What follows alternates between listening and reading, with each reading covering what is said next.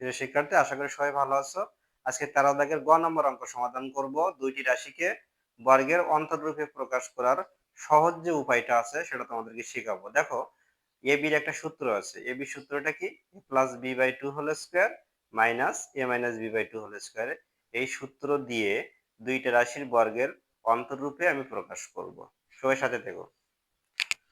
দেখো, A B সমান A plus B by two whole square minus A minus B by two whole square. তো আমার যে দুইটা রাশি দেওয়া আছে, রাশি দুটো আমি লিখি। একটা আছে 3x প্লাস 5y আর একটা আছে 7x মাইনাস 5y। তো প্রথমে যে কাজটা করতে হবে তোমাদেরকে সেটা হচ্ছে 3x প্লাস 5y কে তোমরা এ ধরে নেবে, আর 7x মাইনাস 5y এটাকে তোমরা বি ধরে নেবে।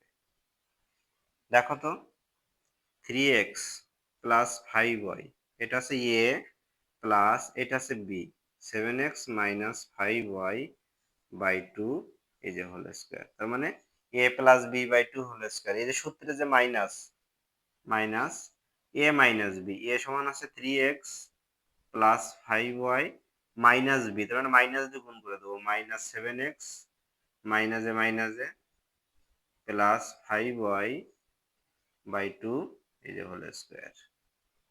এবার শুধু যোগ করে দেবো। 3x আর 7x যোগ করলে 10x, আর প্লাস 5y মাইনাস 5y কাটাকাটি হয়ে যায়, বাই টু হোল স্কোয়ার। একইভাবে 5y আর 5y যোগ করলে 10y, আর 3x মাইনাস 7x তাহলে minus 4x by two whole square. দেখো, 2 দিয়ে যদি আমি 10-এর কাটি তাহলে 5 দিন 10, 5x হোল স্কোয়ার মাইনাস, এখান থেকে সেকেন্ড ব্র্যাকেট দিয়ে 2 কমন নিবা, তাহলে 5y minus 2x by two এই যে হোল স্কোয়ার। 2 কাটে, তাহলে এটাকে লিখতে পারি 5x whole square minus 5y minus 2x whole square. এটা হচ্ছে গ নম্বর অঙ্কের অ্যান্সার।